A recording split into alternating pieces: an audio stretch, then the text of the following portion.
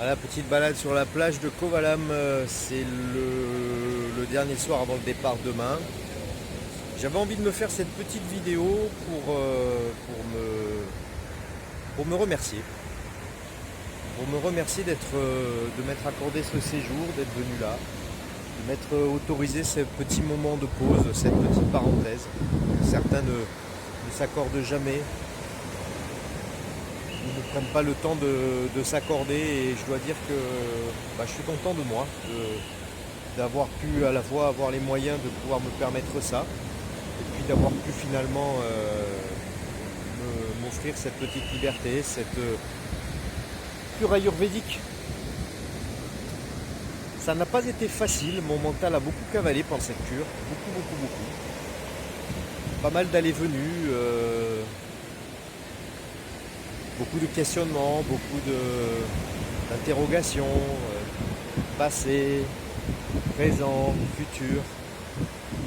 Alors c'est le lot, il faut faire avec, il faut accepter, il ne faut pas chercher à lutter parce que c'est une dépense d'énergie supplémentaire. Mais bon, je dois dire que j'ai bataillé quand même. J'ai bataillé, je pensais que ça serait plus facile que ça.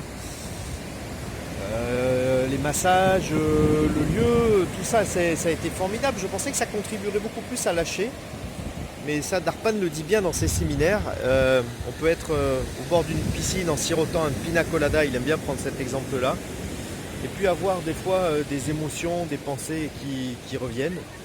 Et finalement qui vous embarrassent alors que vous êtes dans un coin de paradis. Donc on emporte ça avec soi.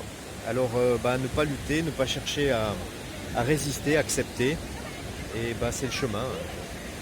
Je crois que c'est le chemin. En tout cas, c'est bien de se faire ces petites expériences comme ça. Moi, j'aime bien ces parenthèses. Alors, on va voir le retour ensuite, comment il se passe en France. On arrive ici, c'est l'été. Enfin, on va partir d'ici, c'est l'été. C'est encore l'hiver en France. Mais ça aussi, ça fait partie du jeu. Voilà, on va pouvoir observer tout ça. Le côté positif aussi, c'est que la cure était très bien, les massages étaient très bien, la pratique de yoga fort intéressante aussi avec Mathieu. Beaucoup de petites choses, c'est assez subtil en fait dans l'approche de Kurma Yoga. Alors c'est vrai que je vous ai fait une petite vidéo sur le Kurma Yoga. Je voudrais rectifier juste une chose, c'est qu'effectivement le Kurma Yoga c'est pas une forme de yoga supplémentaire, c'est vrai qu'il nous le rappelait aujourd'hui. Et il ne faut pas forcément comparer le Kurma avec le Nata ou avec l'Ashtanga ou autre chose. En fait le yoga sont essentiellement, comme je vous l'expliquais, des poussées fondamentales et on les intègre en fait dans le yoga que l'on pratique. C'est vrai qu'il le reprécisait aujourd'hui, c'est important.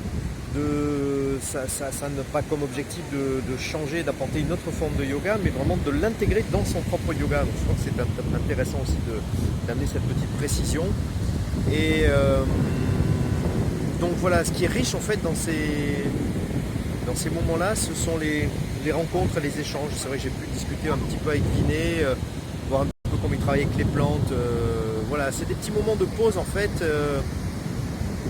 De parenthèses, comme on aime bien en avoir de temps en temps, qui nous extrait un petit peu de notre quotidien et qui régénère et qui ressource.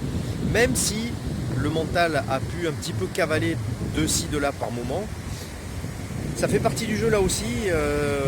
Rien n'est jamais ni tout haut ni tout bas, ça aussi entre l'un et l'autre, et puis c'est la vie. Voilà, ça fait partie de la vie.